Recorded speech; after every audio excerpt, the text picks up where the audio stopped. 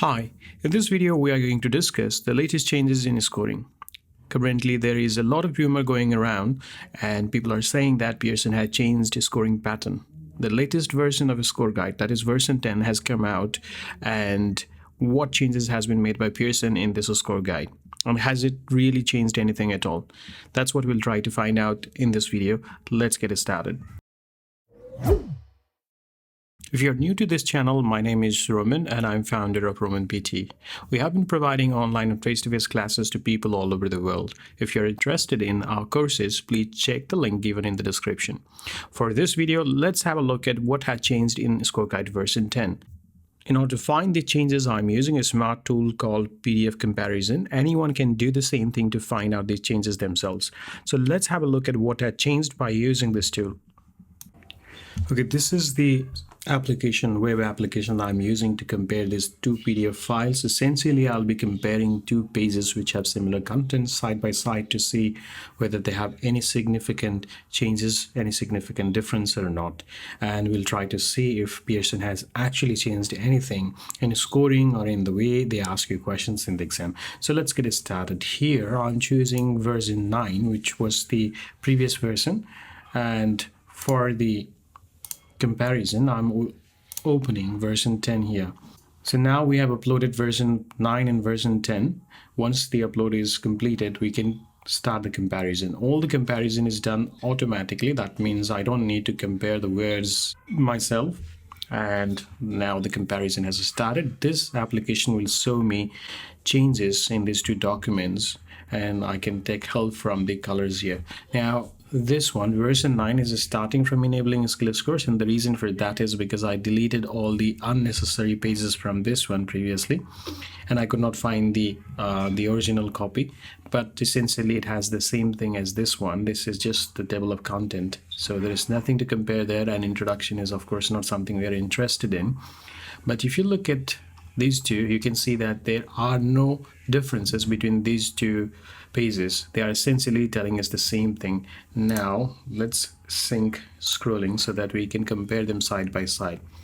Now you can do the same thing. In fact, I will put the link to these two documents in the description so that you can download them yourself and do this comparison yourself, because there is no point wasting your time taking you through all the pages one by one. But I will just show you briefly whether I have seen any changes here or not, or whether this application has identified any changes or not. And you can see that there are no changes as such. The only place it has highlighted on this page is 67 partial credit, but this is the same thing on this side as well. Now we can do the same thing for all these pages, and there are no differences. These words highlighted here are the words that I highlighted myself in preparation for my next video. And other than that, I can't see any changes, any major changes. This is the test structure we are looking at right now, and there are no changes between these two documents right now.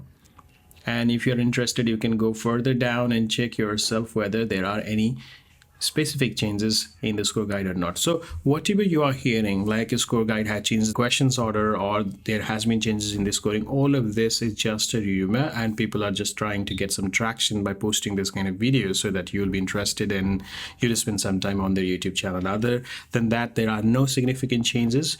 We have been telling our students the same thing that we are telling in the past, and still they are getting excellent scores. Just recently, one of our students again scored 90 out of 90 in all the sections, and this has been the case for us for a very long time. The only reason this is happening is because we do our experiments, we do our observations, we go to the test ourselves to find out if there has been any significant change or not.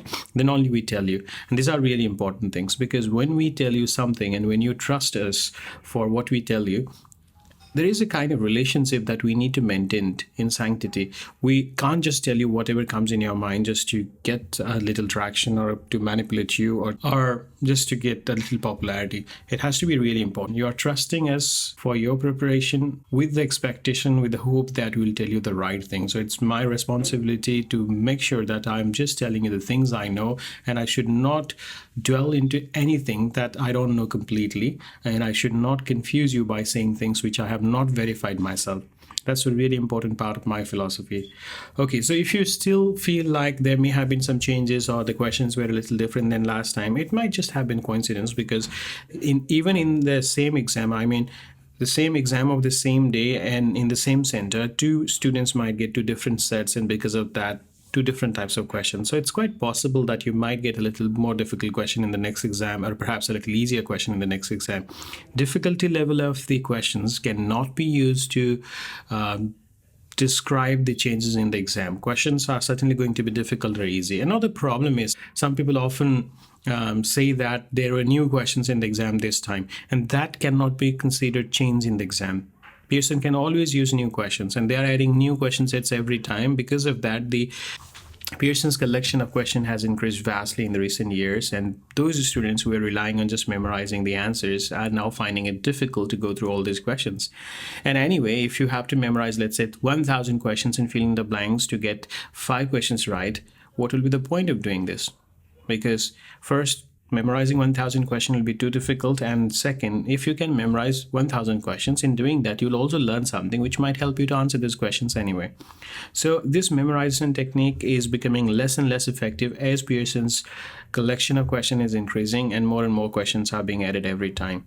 So if you're wasting your time looking for a place where you can find all the questions they're asking in the exam, then I think you're just wasting your time.